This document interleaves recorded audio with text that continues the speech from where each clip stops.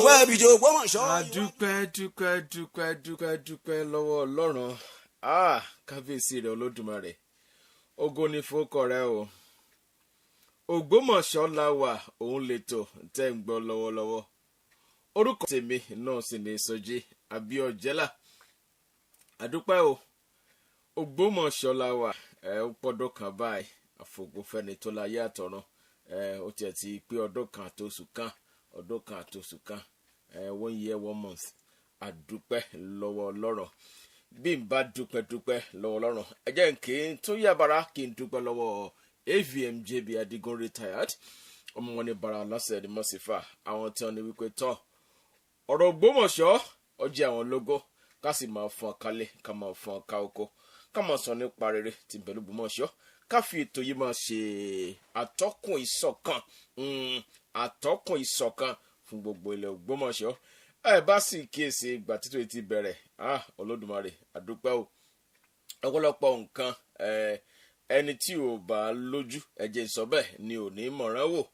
Ẹni tí ò bá sì mọ̀ bọ́n ṣe wo ṣàkóso òye ni ó sọ pé ire ò tí ì mọ kanlẹ̀kùn l'Ògbómọ̀ṣọ́. Ìkanlẹ̀kùn mo sọ pé òjò oṣù dẹ̀dẹ̀ yóò sì rọ ni eléyìí kì í ṣe àkófò. Tó bá ti ń dé lọ́kọ̀ọ̀kan tó di pé ó ń fẹsẹ̀ tẹ̀lẹ̀ tó kù ní òjijì tó di ojúlówó ẹ mọ̀ rí bí ṣe ń lọ. A mọ̀ gbé wá sórí ètò yìí. Mo kí bá mi Àdìgún ẹ ṣe lọ́pọ̀lọpọ̀ ọmọ oníbàárà lọ́sẹ̀ ní mọ́sífàánù nígbò lẹ́mọ́lẹ́mọ́ ọmọ onígbò láfèláfè mọ́gbàálẹ̀ mọ́gbàrà àwé ẹ jẹ́ kí ọ̀ka ńlá kó lè mọ̀ rí bìyàn ẹ ṣeun o. Àwọn náà àwọn ni alága chairman fún gbogbo odidi parí ayé pátápátá bẹ́ẹ̀ pẹ̀lú aláṣẹ Àyọ̀ká foundation bá mi tọ́ àdúpẹ́ o. Wọ́n ń gbórúkọ ọmọ wa mọ́ tó bí wọn ní jẹ́ Àyọ̀ká wọ́n ń gbé òwe lárugẹ pé tọ́ ẹni òbí ni òun náà làájọ mìíràn tí ìtàn wọn lọ́jọ́ náà lọ́hùn wípé gbogbo ọmọ àdúgbò ilé wọn ni wọn ó ti jẹun. Àwọn náà wá wò pé tọ́ Ògbómọ̀ṣọ́ o ẹ̀jẹ̀ àparapọ̀ sọ́nà kan kírú làwọn panupọ̀ kó là sọ́nà kan. Àdúpẹ́ bí máa dúpẹ́ lọ́wọ́ Akogun ẹ jẹ́ kí màá tún dúpẹ́ lọ́wọ́ ASK Àrẹ̀mú Olúṣẹ́gun Kútì. Èèyàn kúkúrú tí pẹ̀ni tó gùn ránṣẹ́ ẹni bá ti rí Kútì ó mọ̀ pé ojúlówó ọmọ Ògbómọ̀ṣọ́ gangan ni nítorí wípé àdúgbò wa lọ àpẹẹrẹ rẹ̀ lójú tí wọ́n pé tọ́ eléyìí o kọjọ́ àwa báyìí àwa ni wọ́n lè máa kọrin fún pé kòrówó kọlà ó gbé bẹ̀m̀bẹ́ kẹ́rò sógbó kòrówó kọlà ó gbé bẹ̀m̀bẹ́ kẹ́rò sógbó. Mo kí àwọn tó bí ASK wọ́n sọ pé Ògbómọ̀ṣọ́ pọ́nbélé lélẹ̀ lọ́wọ́ Ọlọ́run tó. Mo kí gbogbo àwọn ọmọ odidi káàkiri àgbáyé pátápátá bá mi mọ́ mi n ò lè karúkọ yín tán torí pé àgbájọwọ́ tí a fi sọ̀yà tí ẹ fi ti Akogun lẹ́yìn tí wọ́n fi ń jẹ́ alága òun náà ló jẹ́ kí gbẹ máa rí bó ṣe rí tó sì fi ń dùn mọ̀rẹ̀mọ̀rẹ̀.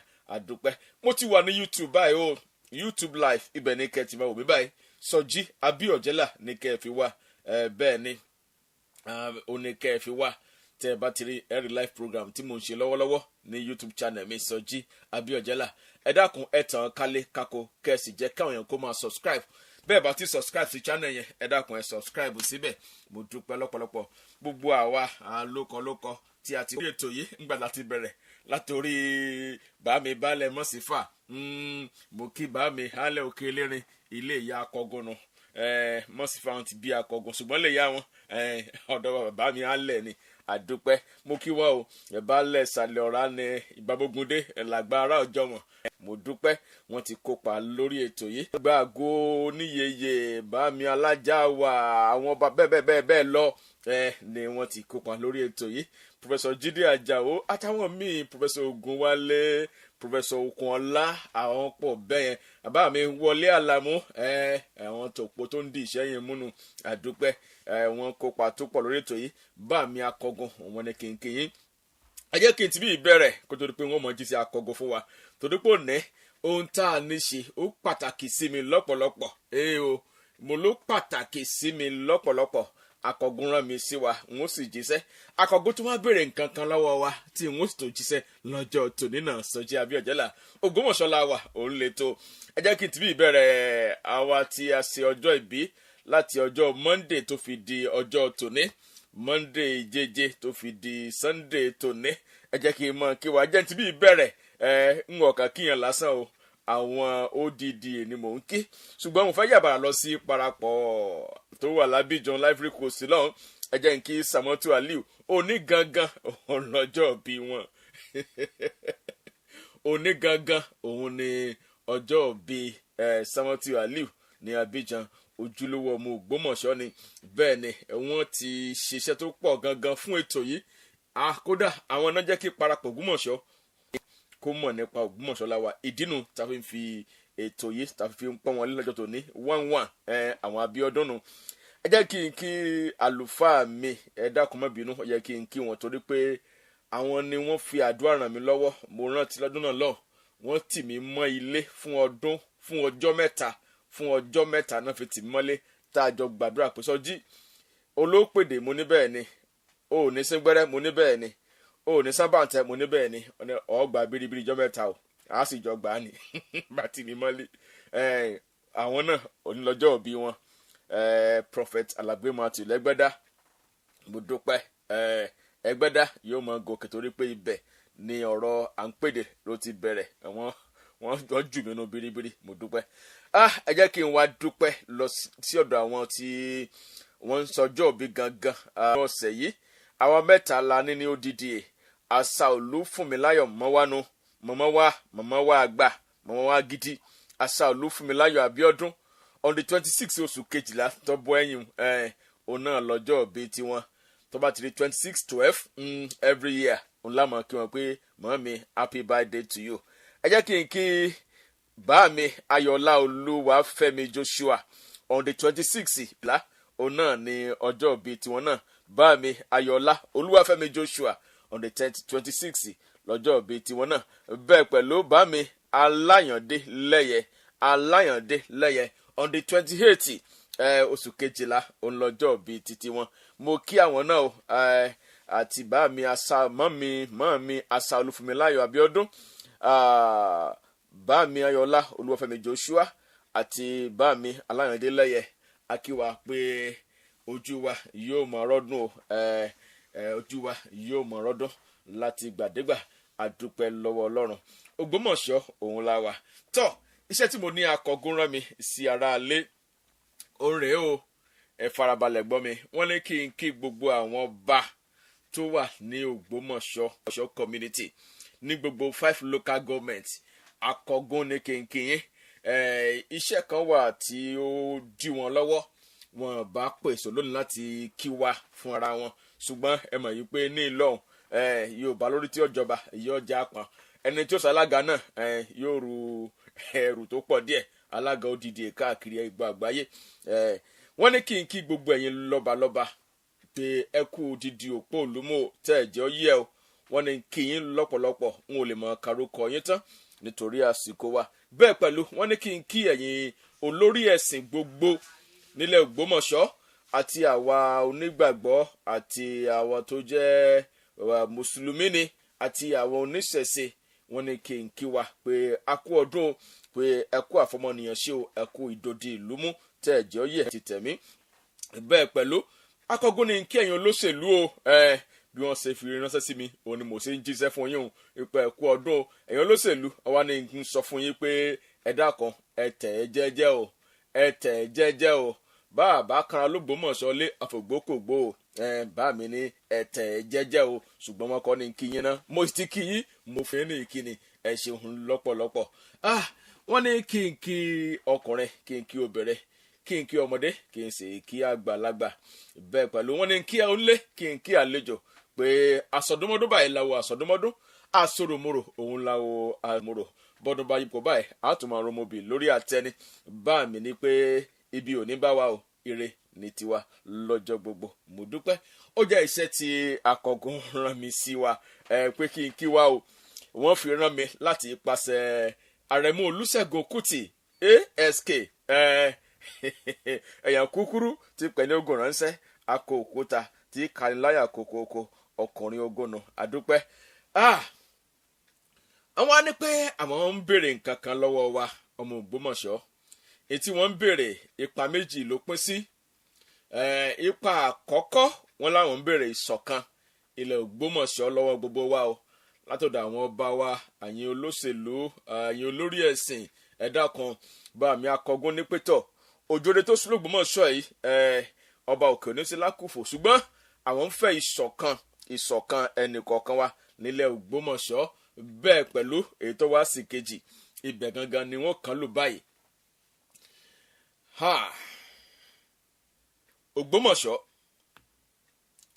number 1 àkọ́kọ́ ODDA number 2 nù ìkẹta àwọn ọba ẹlẹ́ẹ̀kẹrin òun wà ní JB Adigun fúnra wọn bá mi Akogun ni pé àwọn fẹ́ àdúrà lọ́jọ́ tòní pé àdúrà làwọn fẹ́ òun wá sí ojú òpó sílẹ̀ bá ti sí ojú òpó sílẹ̀ ẹ mọ̀ pé wọlé sójú òpó láti wọ́n pè yìí àdúrà mo fẹ́ kẹ́ ẹ gbà àkọ́kọ́ fún ilẹ̀ Ògbómọ̀ṣọ́ ilé ìkejì àwọn ODDA members káàkiri àgbáyé ẹlẹ́ẹ̀kẹta òun làwọn ọba wa àti Akogun fún ara wọn ẹ bá mi fún wọn ní àdúrà bẹ́ẹ̀ ni nọ́mbà wo ò lẹ́ pè sí nọ́mbà 3 ni wọ́n fi ta nítorí àsìkò tó wà níwájú mi mo ní ìṣẹ́jú mẹ́rìnlá sí 09051645438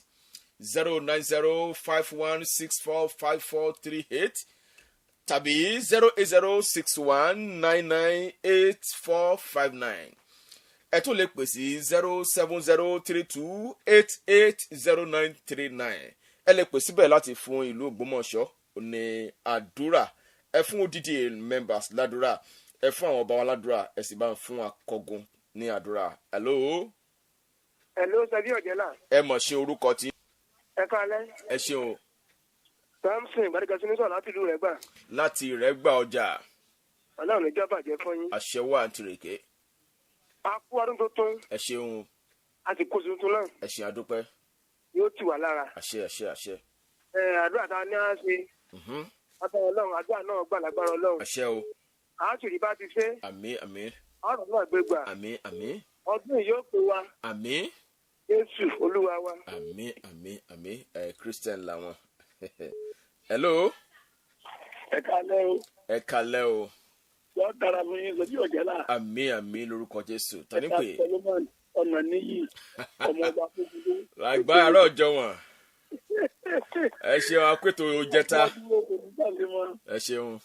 gẹ́gẹ́ bí a ti ní ká gbàdúrà fún àwọn èèyàn wa. bẹ́ẹ̀ ni. lórúkọ bàbá lórúkọ ọmọ lórúkọ ẹ̀mí ayé wọn dáa. àmín lórúkọ Jésù. ìrìn àjò wọn kò ní jẹ́ lásán. àmín. èyí náà fẹ́ ń tukọ̀ nílùú ẹnu tó bí ọwọ́. àṣẹ. ìgbàlódé náà a ní kúkú òdìdí. àṣẹ lórúkọ Jésù. ilé-iṣẹ́ rédíò yìí náà kò ní jóná. àmín. gbogbo wa pátá ọdún tuntun bá mú àpàdé ẹlẹ́rìí àtayọ̀. àmín. gbogbo ọmọ ńlẹ̀ o. àṣẹ. ìyàwó ò ní kú fún wa o. àṣẹ. àwa náà ò ní kú o. àṣẹ. sáyé rẹ̀ kò ní jí agbé. àṣẹ. àwọn ayọ̀wọ́ ẹni kò ní jí agbé. àṣẹ wá.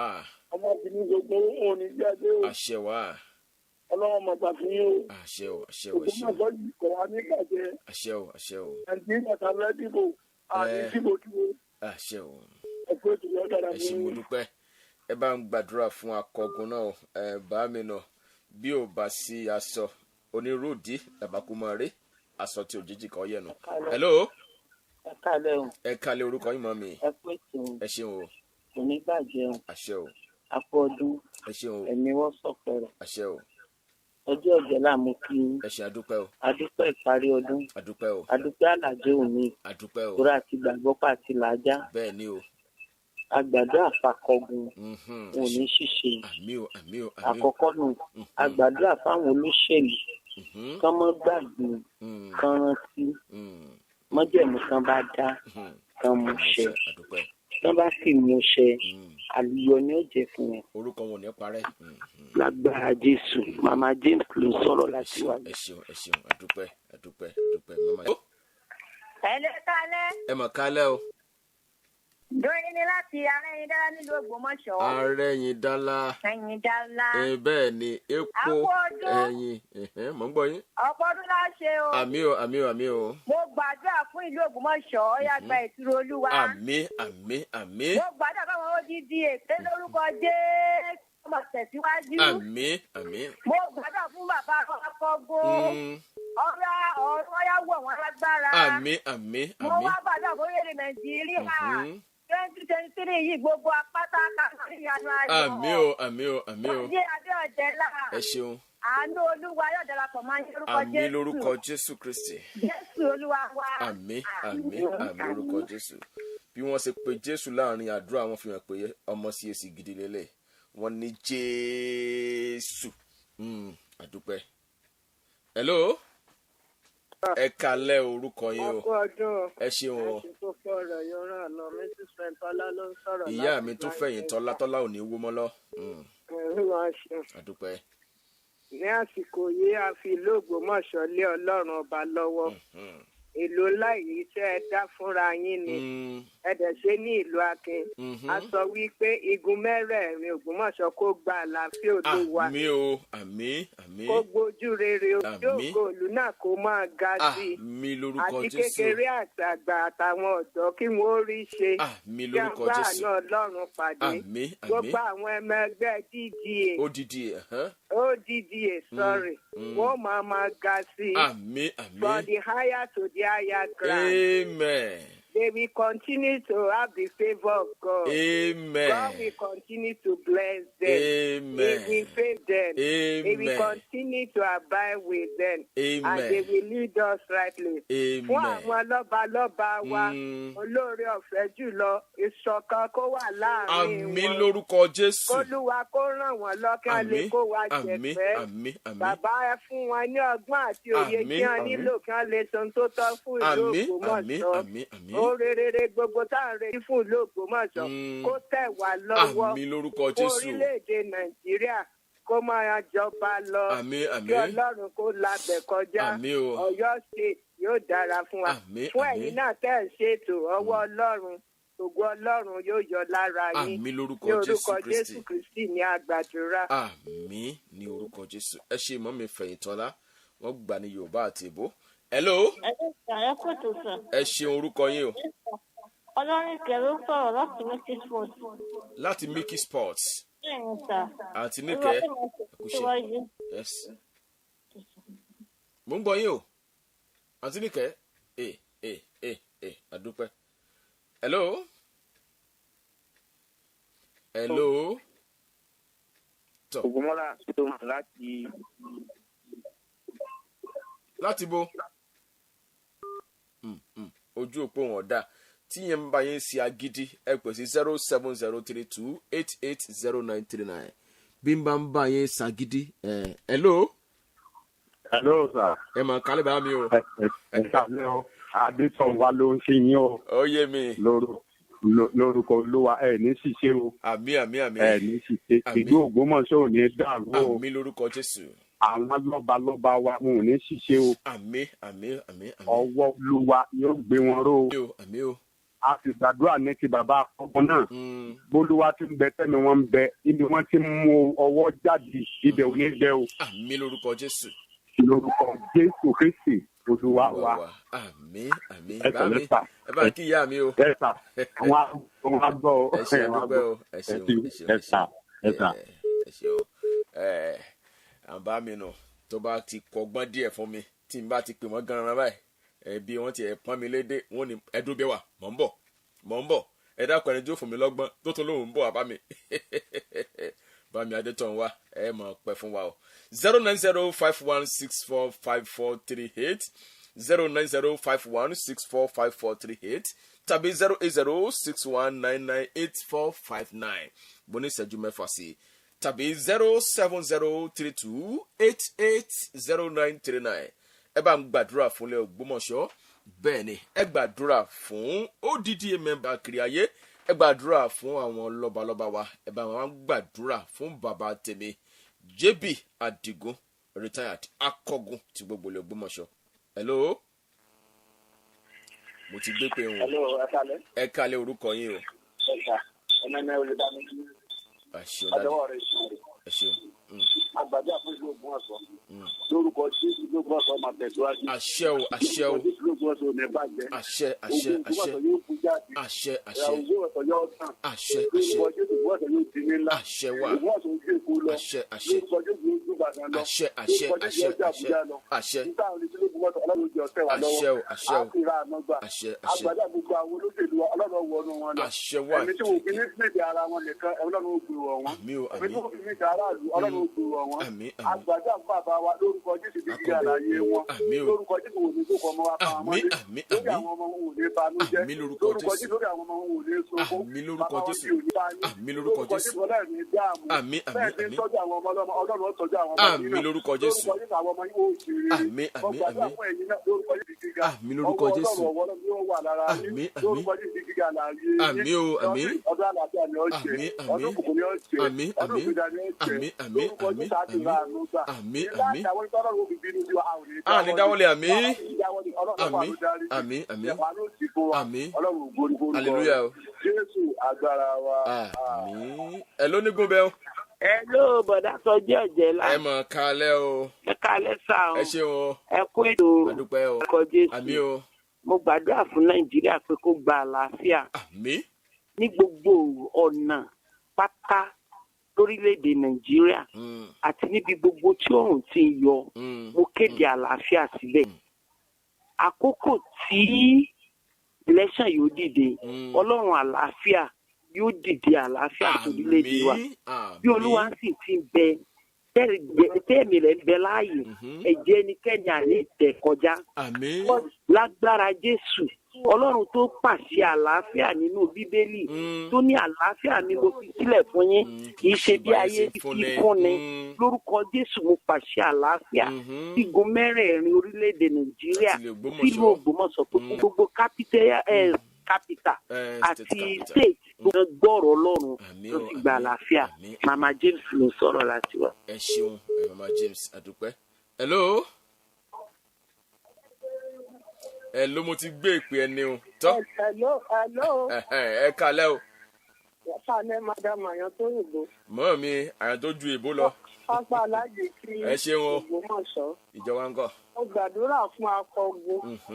Lórúkọ Jésù Olúwa wà pẹ̀lú wọn. àmín lórúkọ Jésù. Mo ń fẹ́ kí ìlú Ògbómọ̀ṣọ́ kó máa ní ìlọsíwájú ayé tí wọ́n náà máa ní ìlọsíwájú. àmín ní orúkọ Jésù. Gbogbo ohun tí wọ́n bá fẹ́ fún Ògbómọ̀ṣọ́. àmín ní orúkọ Jésù. Mo wá fi gbogbo ogun mẹ́rẹ̀ẹ̀rin Ògbómọ̀ṣọ́ lé lọ́wọ́. Káńsù márààrún lórúkọ Jésù.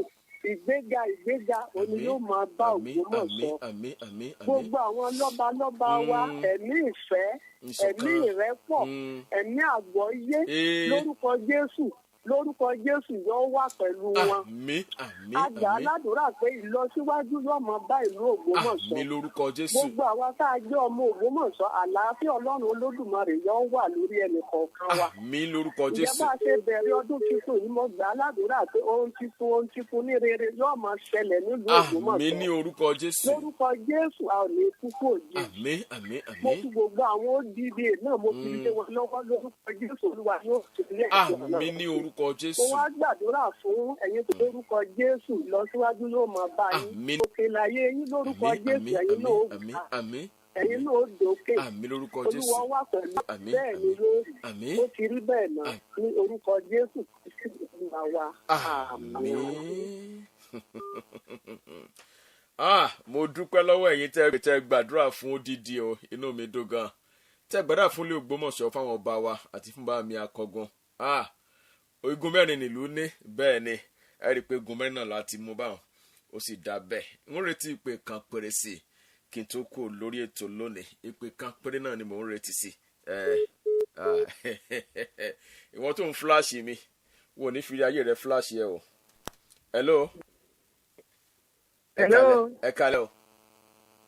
Ẹ kalẹ́ o. ẹ ṣeun orúkọ yín wọ́n mi o. Ẹ kú ètò. Ìpínlẹ̀ Ṣòyèdèjì ni látọlọ́pọ̀ márùn-ún nílùú Ògbómọ̀ṣọ́. Màá lóhùn yẹn nìyẹn adúpẹ́. Ẹ kú iṣẹ́ bàbá ọkùnrin lẹ́yìn lórúkọ Jésù. àmín o àmín o. Èmi náà gbàdúrà fún ilé Ògbómọ̀ṣọ́. Ilé Ògbómọ̀ṣọ́ gbọ́rọ̀ wa. igun mẹ́rẹ̀ẹ̀rin ìlú Ògbómọ̀ṣọ́ kọ́yá dìde máa tan ìmọ́lẹ̀ ní orúkọ Jésù. lórúkọ Jésù. Agbára Ọlọ́run kò wọnú rẹ wá. Àmín lórúkọ Jésù. Gbogbo bíi tí àtúnṣe tó yẹ kó wà nílùú Ògbómọ̀ṣọ́ ó yá gba àtúnṣe. Àmín lórúkọ Jésù. Ilé Ògbómọ̀ṣọ́ pọn sàn fún wàrà àti fún oyin. Àmín lórúkọ Jésù. Ilé Ògbómọ̀ṣọ́ ọya gbòògò rẹ jáde. Àmín lórúkọ Jésù. Ilé Ògbómọ̀ṣọ́ gbogbo olùgbé rẹ lórúkọ Jésù ó yá ká máa ṣeré. Àmín. Ká máa gòkè. Àmín. Ká máa wọnú ògo dénú ògo. Àmín. Ká máa wọnú ìṣẹ́gun dénú ìṣẹ́gun. Àmín. Lórúkọ Jésù a ó ra àánú gbà. Àmín lórúkọ Ọdún Jésù. yìí yóò yà fún gbogbo wa. Àmín lórúkọ Jésù. Lórúkọ Jésù ògo Ọlọ́run yóò bò wá. Àmín àmín. Fún àdúrà Jésù Kristi Olúwa wa. Àmín. Àmín. Mo lọ fún Ògbómọ̀ṣọ́ ẹ ṣe mọ́ mi àdúpẹ́ ẹ ṣeun ẹ ṣe àdúpẹ́ ẹ ṣe àdúpẹ́ ẹ ṣe àdúpẹ́ tó wọ́n mọ̀ fi lè fi ọgbọ́n kó ẹrù mi kó lórí àtẹ́gùn ẹ lọ wo Sọjí Abíọ́jọ́lá YouTube channel ẹ tá a ṣe ẹ ti rí ń bẹ̀ ẹ lè send WhatsApp sí mi ẹ dẹ̀ sì lè pè mí kódà tún lè send message SMS sí mi lórí 07032880993 ìjẹ́ ẹ fẹ́ ká bá yín ṣe ètò ìjálá ọdẹ fún ọjọ́ ìbí yín tàbí nǹkan kan pàtàkì ẹ lè pè mí lẹ́yìn ètò tàbí ẹ fẹ́ ká bá yín ṣe documentary fún ìdílé yín tàbí ìlú yín ẹ pè mí 07032880939 ní kẹ́ pè mí sí Akogun mo dúpẹ́ o ASK mo dúpẹ́ o gbogbo dídì mo dúpẹ́ o Ògbómọ̀ṣọ́ lápapọ̀ mo dúpẹ́ o ìyókù níjọ́ mẹ́jọ o àlàáfíà fúnlé Ògbómọ̀ṣọ́ o torí pé Ògbómọ̀ṣọ́ làwa wà. Àjẹ́ pé mo dúpẹ́ wọ́n sọ bẹ́ẹ̀ ń jọ sí mo ní gbogbo ẹnikẹ́ni tó bá wọ bẹ Elédùmarè ní dálọ́lá gbogbo ẹnikẹ́ni tó bá wọ bá oníbúwo rẹ̀ tó dá gbogbo wa ní í ṣe lógo. Òótọ́ ló sọ. Bẹ́ẹ̀ ni bẹ́ẹ̀ náà ò rí dẹni gbogbo láyé ṣe bẹ́ẹ̀ wá rí tàdí ìgún ẹbẹ́ rí ti bàbá wa Àdìgún olódòdó. Òótọ́ ló sọ gáà mi. Àdìgún olódòdó ẹwà àníhàn Àdìgún olódòdó ẹwà àníhàn. Káàbọ̀. Òótọ́ ni bẹ́ẹ̀ náà ni ajagun fẹ̀yìntì mo dúpẹ́ Àdìgún olódòdó mo dúpẹ́ bọ́ bá sùn bọ́ bá jí máa rí bá àwọn bàbá rẹ̀ tó bí ọ. Àkọ́bọ̀ Àdìgún olódòdó mẹ́wàá níran àwọn bàbá rẹ̀ ọ̀bọ̀ ti ọ̀ gẹ́gẹ́ bí abiyamọ bí bọ̀wọ́ lọ́mọ rẹ̀ àtẹ̀gbẹ́ lọ́mẹsẹ̀ ẹ̀tẹ̀nù igun mẹ́rin nílùú ní Adébáyọ̀ Àlàó Àkàlà ọkọ̀ mọ́kẹ́mi igun kan ní òótọ́ ni bẹ́ẹ̀ náà ni Sámúdìdí ní Mègídá igun kan ní. Àdèwé àtàgbà ẹ wá wá wá Ògbómọ̀ṣọ́ ẹ wá wò wá gbogbo ènìyàn ẹ wá wá wá Ògbómọ̀ṣọ́ ẹ wá wò wá gbogbo ènìyàn ẹ wá wá wá àdèwé àtàgbà wá wá wá Ògbómọ̀ṣọ́ ẹ wá wò wá gbogbo ènìyàn.